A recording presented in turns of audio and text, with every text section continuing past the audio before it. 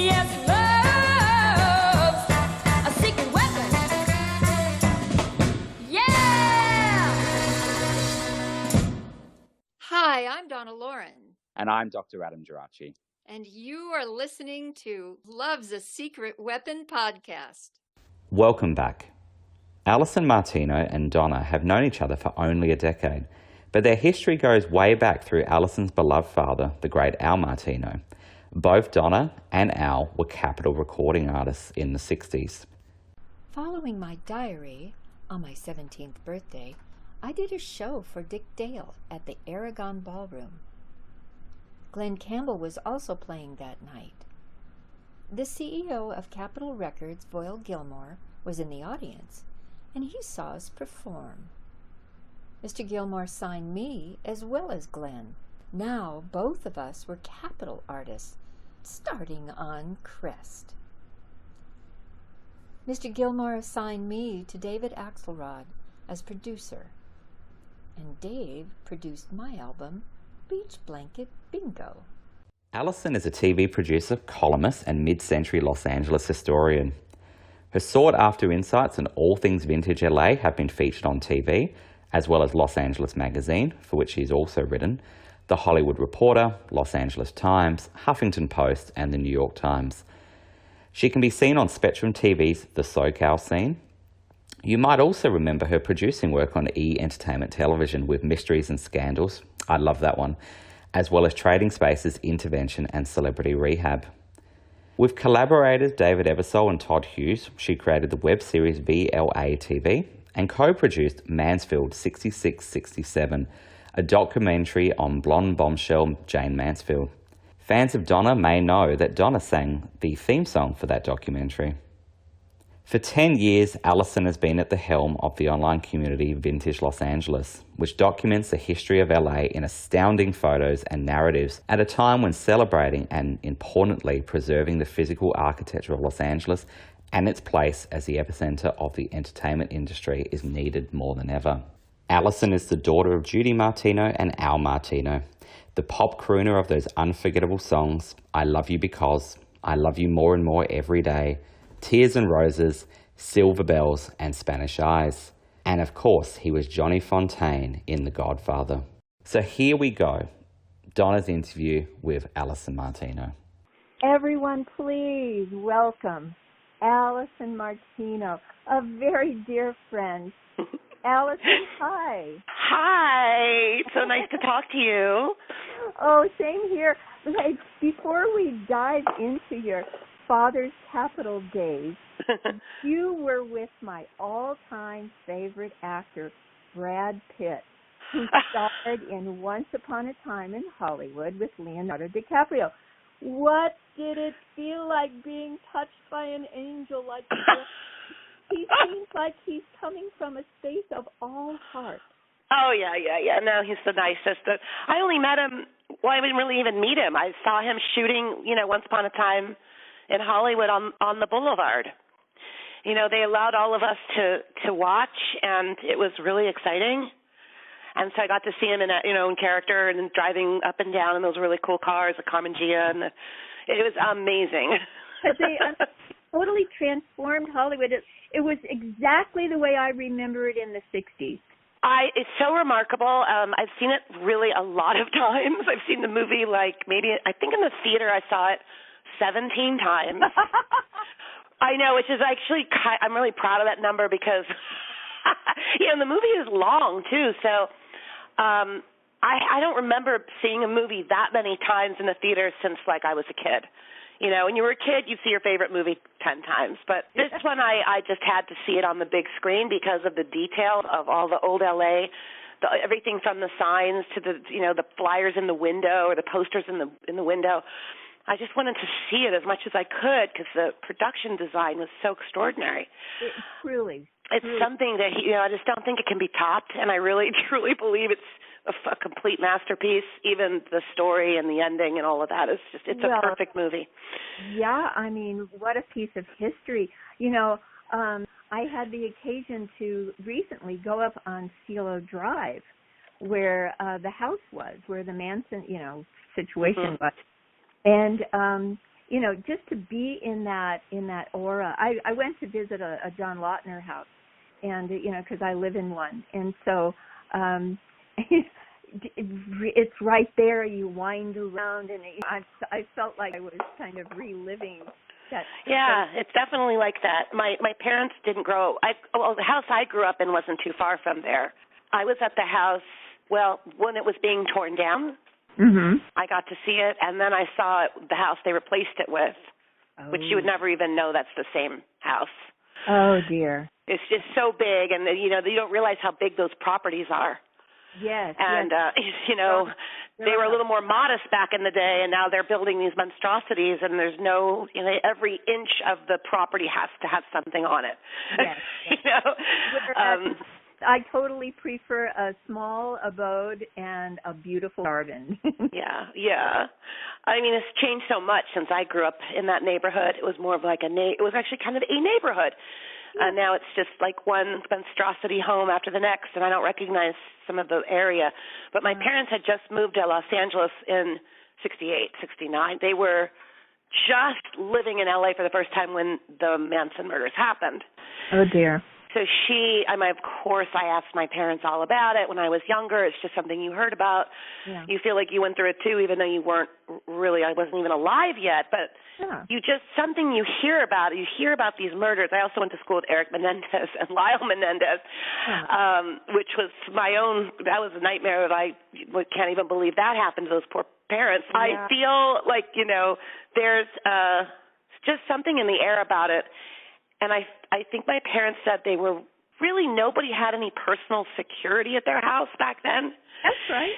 And no one really had an alarm system. You didn't even know what that was. No.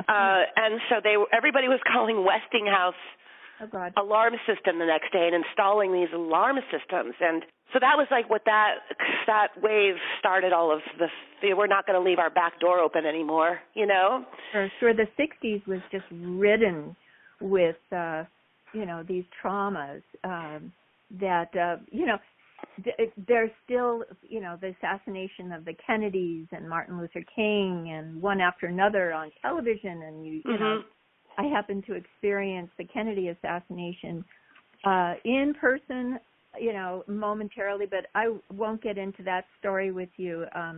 We can save that for another time. Yeah, I love talking about all that stuff, Yeah. Well, I was approached by Quentin Tarantino's office to give my permission to use a clip of when I sang a duet with Dick Dale in Muscle Beach Party. I know, and that was about a year before it came out, and I was never notified. So I guess it ended up on the editing floor. Well, there may be hope because I think he's going to be cutting some kind of 6-hour version at some point. Oh, that's right. I was reading. So you never know. And I heard him say that in a Q&A myself. So I always thought, is that a rumor? And then he said, no, at some point maybe he's cutting it now during quarantine. Get that 6-hour version out, Quentin, please. I need additional scenes. Yeah, 18th viewing. Yeah, for the 8th. Well, no, and then I've seen it a bunch of times at home. Oh my because God. I got to do. Obviously, I bought it, so I've seen it so many times. It's like that thing where nobody will watch it with me because I'll quote it the whole time. So I can't stop from that. Well, but, at any rate, darling, your dad, Al Martino, and I have Capitol Records in common. And please tell us the history of how your father was signed by Capitol. Okay, well, he was actually on the label twice. The 60s are obviously the best years, in my opinion. But he did record Here in My Heart on his own, spend his own money to record it, went all across the country to push DJs to please play it. Like, he was one of those really hands-on person. Like, he didn't really have any representation. That song ends up becoming number one. Yes, and I was on the charts for 3 weeks, number one. It went to number one, and the big thing about that song, which was really great to start Dad's career with, it's like, wow, that starts out pretty good. He holds the Guinness Book of World Record for the first charted Billboard hit number one in England. Oh. That's a great achievement. Oh my gosh. It's a really, really awesome thing, and Guinness always sends us like, you know, if it's like a 10-year anniversary or a 15-year anniversary to when that happened. And I have a plaque here. I'm looking at it in my office because I have it now. Yeah, it was the first British chart #1 song ever in England. So that happened in '52. And then he had some, can you say, some unfortunate situation that we all know about is when the music business was controlled by the boys. Yes. So they kind of threatened Dad and wanted to buy his contract, and they wanted all the royalties going to them. And my dad wasn't seeing any money coming from his single, so he decided to test the waters and confront them. And you just can't. And they beat him up, and they beat him up, and they hurt him really bad. And he had to flee the country for 7 years. Okay, this is like a true story. And he couldn't be in England. He couldn't be in America anymore because these guys were going to kill him. He didn't have the money to give them. So here he had this #1 single, no money, and has to leave the country. So he went to England because he could speak English there, and EMI was there. And he did record some records out there, but it didn't, you know, he needed to be back in America. I mean, you know. And so when those boys were not in their powerful positions anymore, I think a couple of them were shot or assassinated or something. It was Sam Giancana and Sam came a little bit later, but Russell Buffalino helped my dad come back. It's the character Joe Pesci played in The Irishman. Helped my dad come back to the States. And when he came back to the States, Alan Freed and Dick Clark were really opened their arms to Dad and started to play his music. And then Capitol Records said, come on and record for us. So he really kind of came back on the Capitol label in '62. Mm-hmm. So this is just pre-Beatles, okay? So, like, you know, '62, there's, like, this sort of country, like Ramblin' Rose was a really big hit around that time. Nat King Cole's Rangers were making sort of this sort of country pop sound. Mm-hmm. So my dad jumped in on that and got, because as you know, singers like my dad did not write their songs. So we had to make sure the record label was giving him good songs, which is why Capitol Records is the best label. They had great songwriter teams. They would find the songs for their singers. And my dad had 2 like back-to-back top 5 hits with 2 country songs. I Love You More and More Every Day, and I Love You Because. Those were 2 really big songs for Dad. Mm-hmm. And then in like around 64-ish, Dad was, one of honestly at that time, probably one of their biggest, on the catalog. And then the Beatles came. And so, I remember like my dad got a call from, the president of Capitol Records said, come on in, we want to talk to you. And he just said, maybe I'm going #1. I don't know what this could be. And he said, well, no, there's this British band coming from England, and they're going to be huge. We're putting a lot of focus on them. And Dad thought he was going to get canned. But what I love about Dad is he pushed through, and he stayed on the label. Mm-hmm. He had Spanish Eyes, which was his second #1 hit 2 years later. And he continued to stay on because you know this, continued to stay on the Billboard charts through the British invasion, through the psychedelic invasion, through Motown.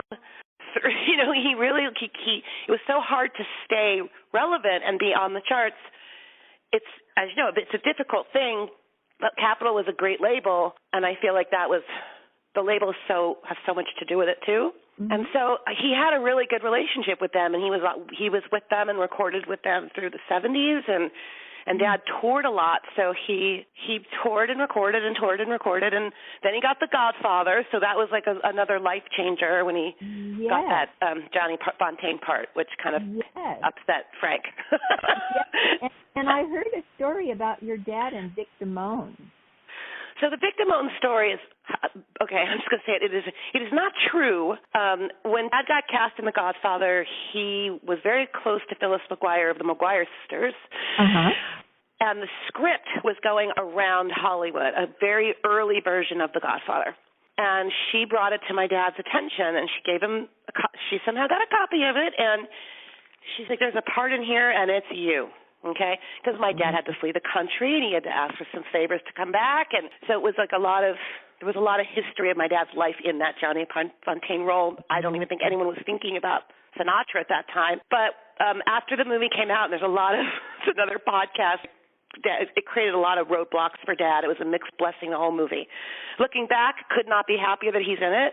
He's in a masterpiece, and he was great. But it was like, opened some doors that kind of rubbed people the wrong way, like Frank, who tried to stop the production of the movie by raising money at Madison Square Garden because he was so upset about it. And then he would go to every casino in Vegas and say, if you book Al Martino, I'm not playing here anymore. So Dad didn't play Vegas for 20 years after The Godfather came out. And that was like the land of milk and honey for guys like my dad. So, yeah, really, really hard things that went on behind the scenes. When Dad got the part, he was one of the first people cast because there was Francis Ford Coppola had not even been attached to the movie yet. This was Al Ruddy, the producer, Bob Evans, and Mario Puzo, the writer, and my dad were all getting very, very close at the beginning of this film. And I think my dad was under the impression he was going to have a lot more scenes. Oh. Because the book is all about Johnny Fontaine. The book, So, but he's very happy he wasn't cut out of the movie at all. He could have been cut out of the whole thing. Because it rattled feathers of some mobsters, and some mobsters liked it, some they didn't. So it just made who would think a role could just almost cost you your career. So Vic Damone's story was, and I'll bury this rumor now. So his publicist, after The Godfather came out, it was a big success. In 73, there was this little blurb in Variety that was planted by Vic Damone's publicist, because as we know, those things were planted back in the day, and they didn't have an inch of truth to them, and said, Vic Damone turned down the part of The Godfather, part of Johnny Fontaine in The Godfather, because he didn't think it was appropriate for his career, blah, blah, blah. He was never considered for that movie. And, after my father died and I couldn't hear those Godfather stories anymore, I wasn't trying to say that I only wanted to hear his side. I actually tracked down Bob Evans and Al Ruddy and spoke to them both about this. And they both said not a shred of truth.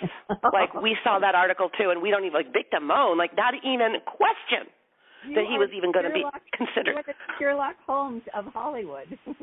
I've got some. I'm let's just bury this stuff now because it's not true. But that happens. These articles come back to haunt some people later in their careers, and so I get that a lot where people ask me, "So your dad was second choice?" I'm like, no. And I've got the photos to prove it because Dad was running around with those guys before even Coppola was attached to it, or before Marlon Brando was even, was supposed to be Anthony Quinn. Anthony Quinn was going to play the Don. What a scoop. And my dad and Anthony were together in Italy when Anthony sent a wire back to Hollywood and said, I'll do it for $1 million. And Paramount was like, we don't have $1 million because this is going to be like a B movie. Okay. That's what they were considering The Godfather to be a B film. Because Marlon's career was kind of bombing a bit, at that time. This brought him back. Everybody loves those comeback parts. But imagine, if that cast had been other actors. It's hard to imagine anyone but Brando in that part. It was exactly the way it ought to be. Absolutely. Yeah, it's just a masterpiece, and how everything fell into place. And there were some issues where they thought Dad would get cut completely, and the Johnny Fontaine part would be completely omitted from the story. But Bob Evans, we love Bob, chief of Paramount at the time, really fought for that part because he said it's more. It's great to have Al Martino and this singer, and he's supposed to play like a matinee idol. He has that look, the white suit, the whole thing. But it also sets up the beginning of the film of how powerful that Don is, and how this guy from Hollywood is asking for a question. He wants to be in the movies, and the horse's head scene. And it's like, okay, all of that would have been cut if Dad's part was cut. So I think that's what saved his part. It was just that the storyline was just too important, Well, that's karma for you. I wanted also, Alison, to kind of venture into your career, that blossomed with a project called Vintage LA. Can you tell us about that? Yeah, and I'll be sharing this podcast on Vintage LA when it's ready. Oh, that's and I started a podcast. I'm going to be interviewing you So we're going to be talking a lot. Well, that's reciprocity for you. Yeah, I mean, I'm thrilled to do your show. And we met around the time that my Vintage LA page was sort of kind of exploding or catching on, however you want to call it. But I've been a TV producer for many, many years, like right out of school.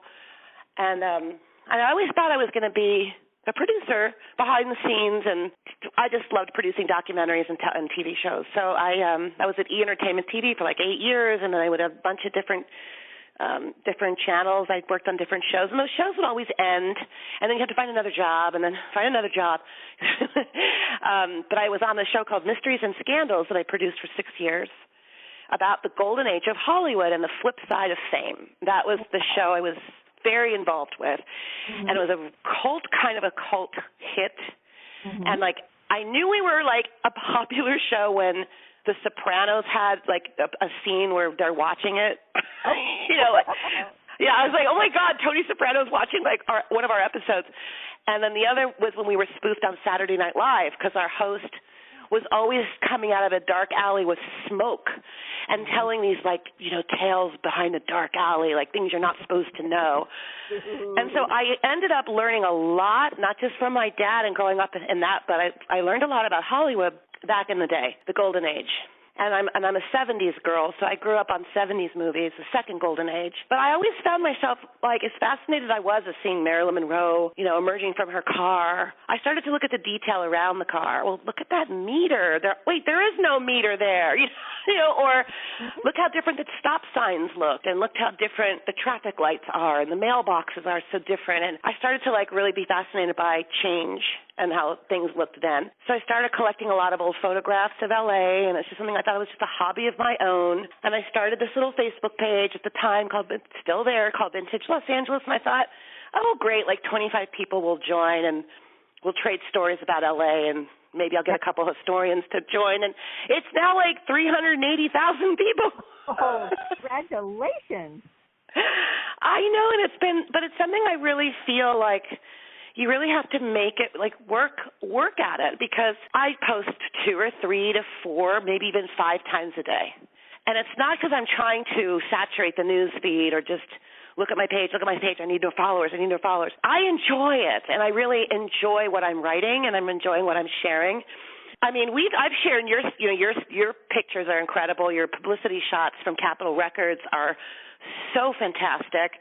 And I like to share those and tell my followers, like, well, actually, Donna Loren gave me these photos, like, for this page. Like, it's really fun to go through your archives, or somebody has fabulous archives, and allow me to share them with a story behind it.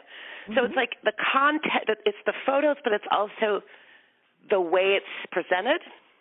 Yes. And then the threads are really interesting. And so then I kind of start the conversation, and then people will jump in. Like, for example, if I put something up of like Ben Frank's Diner recently on Sunset Boulevard, which is now Mel's Diner, this structure is still there. There was like 5 people on that one thread saying, I met my wife there. We've been married 38 years, and that was my first job out of high school. It's amazing how this community has so much to offer. Yes. With information, and you can actually get something answered within 5 seconds. You have a question about something, you can ask the page, they'll have the answers. So I look at it as it's a much deeper dive into Hollywood history than reading like a book. Yes, it's you're sharing pop culture. And reminding people, too, that not every building in this town has to be destroyed. And that's true. Right. And we can repurpose buildings, and we can admire what they were, and if they're dilapidated or falling apart, let's reinvent them. Yeah, let's restore them like they did with the Formosa Cafe. We're losing a lot of restaurants, and I'm worried about some of the classic ones. Yes. Moose on Frank is probably my favorite restaurant in the city. I love the elegance of it. I feel when I walk in, time has kind of stood still. I love that feeling, and and I'm not too keen on new places. It takes me a while to kind of butter up to them. So wait a minute. Let's just announce. Moose on Frank is located on Hollywood Boulevard, across the street from the Egyptian Theater. Right. Okay. And the Larry Edmunds Bookshop, which has been is like the oldest bookshop in Hollywood is just also direct, like right across the street and then a little bit down and a little bit east. I introduced my book, Pop 60s. And isn't Jeff terrific, who owns the place? And I miss having those kinds of presentations like what you're talking about, where you presented your book and you can tell stories and fans can come and ask questions. And I'm missing that this year a lot. Oh, yes. Well, the interaction now is virtual. And I have experienced kind of a remedy for that, because being so young in the business, you know, I began having relationships with microphones and cameras. And so this kind of lifestyle that we're all being kind of thrusted into is very familiar to me. And so I you know, I hope that other people can adapt to it, you know, because it just may become a way of life, you know. I think it will, and I think if you're really good at it, it's really great. And if some people are really frustrated by it, you know. But iPhones, I think the iPhone is like the greatest invention ever made. The camera is incredible. I'm sure you feel like this, and you're lucky because you're a performer and you have a lot of archives on yourself. You have photographs of all these fabulous things you've done and seen, and you're preserved in film and on commercials and dance shows, variety shows. But some people who grew up here or wherever they grew up don't have really anything of themselves growing up, because I don't think people were really taking a lot of pictures. I know that my parents took a lot of pictures of me because I was their kid, but they weren't taking pictures of their dinner parties, you know, or taking pictures of food when they went out, you know. I don't know. And my mom's like, that's really weird. Everybody's taking pictures of their food. And it just turned into like everything is documented that we do every single minute of the day now. Oh, yes, yes.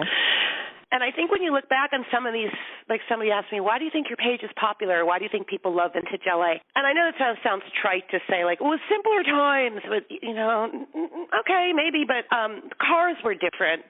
Colors of cars were much more beautiful and easy on the eyes, and nothing looked the same, you know. And I liked a city that's maybe not so many high-rises, and I think, you know, I'm sure you remember well, the Sunset Strip was when the buildings were like more like one story. Yes, yeah. And you had the red car, right? Was the red the?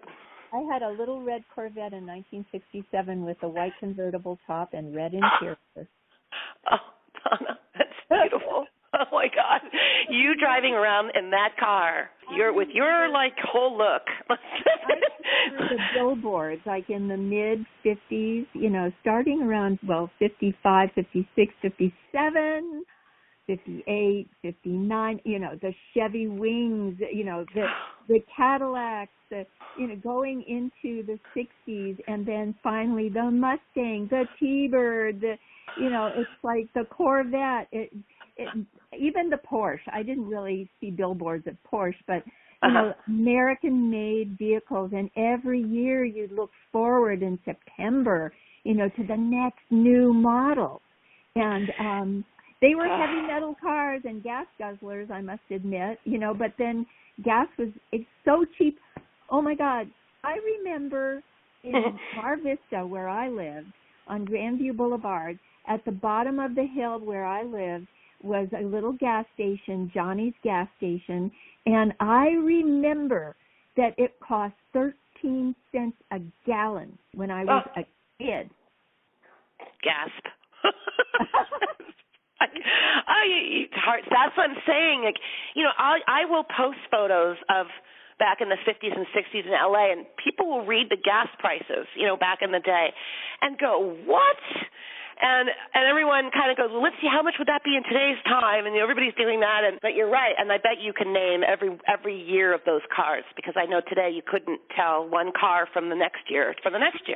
I know. I mean, there is, you know, philosophically speaking, Alison, there is a beauty in, you know, we are all one. But when it comes to a model of a car, I like distinction. Yeah. I really like to identify it and know that it has a certain style that you align yourself with and you relate to. So and buildings and those colors. I know exactly what you're talking about. They resonate a vibration in you and make you feel alive. And you got to see it in color. Like we look back on these pictures now, and thank God we have them, but back in the day in LA, a lot of pictures are black and white. So I'm not against colorizing photographs. I know some, pure photographers would think that's a horrible thing. I'm not trying to compromise the art of it, but I like to see pictures sometimes colorized accurately so I can see, like, look at that gorgeous maroon Cadillac, Yes. and the browns and the purple and the blues. Some of the blues, the powder blues, were so like, whatever happened to a powder blue car? Oh, wait a minute. I mean, I remember, my first producer, Jimmy Bowen, rolling up in a 1960 Thunderbird in ice blue. Yes, ice blue. I know. Oh my gosh! When my parents first moved to LA, they leased cars from Casa to Cadillac, which is still here. Really? It's in the valley. Yes, in Sherman Oaks. It's got a classic sort of googie mid-century kind of. I know where that is on the corner. Yep, on Ventura Boulevard. On Ventura. Van Nuys area. Yep. Mhm. Beverly Glen. I know exactly what you're talking about. Okay. That looks exactly the same as it did in the 60s, and my parents actually got, it's the same exact car Brad Pitt was driving in Once Upon a Time. Oh, hello. So. Brad. Oh, I tell you. I mean, just even seeing him drive by. I know. He must have exuded so much charisma. I mean, he is just so amazing. I mean, I can feel his energy from really afar. But yeah, me too. And I tell you, like those cars, like everyone looks great in a vintage car, but he wasn't like he was his own entity in that car. Like he has his own thing going. He made those cars cool again. And because like my parents had a Cadillac, and they had one. The names of these colors were so interesting, like Stardust Blue. Ooh. Like, oh my gosh, Stardust. What a great name for a color of a car. Yes. Or the yellow, his was yellow, and I don't see the colors on the street. All our cars today are like gray and silver and black, and they're ugly. I'm sorry, I think they're ugly. There's exceptions to all cars, of course, but they just look the same. You go into a parking lot and you look for your card. Every car looks the same. Yeah, you have to click your little whatever you call that. You have to, or you just get a vintage car and drive that. It'll stand out in every parking lot. I have. I kind of caved a few years ago, and I bought a 1989 560 SL. Which I love more than anything. I'll never drive anything else. I mean, I can't say I will never, but I will never get rid of this car. I love this car. And no matter where I go, if I'm going to go to like a restaurant, I'm going to give my car to the attendant. This is the greatest looking car. And if people crowd around my car and it's 31 years old, and I'm like, there's nothing wrong with driving a vintage car. I mean, you got to keep it up, but it's. I think if you're going to drive a car, have a vintage car, and it's easy to find in the parking lot. Well, that matches your personality. I'm glad you have that. I know. I'm glad I have it too. It was like a dream. But so you saw this more colorful LA, and you're right on the music scene. My favorite era of music, the 60s, and all your variety shows. I wish I could have experienced, if I could go back to any era in LA, I would go back to the 60s in Los Angeles. I know a lot of people like the 30s and the Art Deco and the film noirish feel, and I would go right to kind of like the British invasion era. Oh, that was so perfect. I know. Well, that's kind of when your dad was on Capitol. 1964 is when I did my Beach Blanket Bingo album. So, I experienced those studios down in the tower, and the microphones were sensational, and the space was incredible, and and the sky was blue. The sky was so reliably blue. Yeah. Every day, and of course, it never rains in California, in Los Angeles or California, but it was an incredibly special time. And hey, let's pray for some of that golden era again. And I wanted to touch on that you were also involved in a project with mutual friends of ours, Todd Hughes and David Ebersol, in a docudrama called Mansfield 6667, in which I sang the title song. That was quite a production. What made you decide to get involved? Well, Dot and David are very, very dear friends. They're like family to me. And we've been friends many years before we started to work together. They were producing documentaries and I was producing TV. I always wanted our forces to come together, and they produced these two amazing, 7-minute segments about two things I was really passionate about, which was the Tale of the Pup, which is coming back, the little hot dog stand. Oh. They produced an 8-minute segment, which I'll share later on my page, where I go and see it in storage, and now it's coming back, and it's going to be a functioning restaurant again. And then we did it's going to be so fabulous. I will take you to the opening. It's going to be amazing. And they'll probably have vegan hot dogs. They're going to have all of it. They're going to have everything that's for everyone. And I love this is happening because they're bringing back something from our past. And then we did a little piece on the Rainbow Bar and Grill that they produced for me. And so I really love their style. They're really talented. And I had done a documentary. Well, it wasn't a documentary. It's my Mysteries and Scandals series. I did a segment on Jane Mansfield, an episode. And we hired an actress to play her, and we had, it was just a lot of fun, and we did all these reenactments. So David and Todd were always fans of Jane's, and they decided they were going to make a documentary about her life. And I was in their life, so it kind of made sense, well, you know a lot about her, and we'll interview you, and that's what they did. Uh-huh. They interviewed me about the history of Jane's life and a lot of Los Angeles stuff. I contribute to it. And then they made me co-producer, which was, amazing, or producer, and I just couldn't believe it. And so we traveled around they went all over the world with that movie, and I got to go to Paris, Amsterdam, and London with that movie, with the boys, and that's where we tracked down Pierre Cardin, I should say. Mm-hmm. Yes. And now we've just completed a movie on his life, House of Cardin. So I do work with them, and very excited. And then I have my Spectrum TV show that I'm on Wednesday nights. Not every Wednesday because there's some reruns, but it's a show called The Socal Scene on Spectrum, Channel 1, if you have Spectrum Cable. And my segments are perfectly tailored for me because I do segments just about historic sites and restaurants and places and monuments in Los Angeles.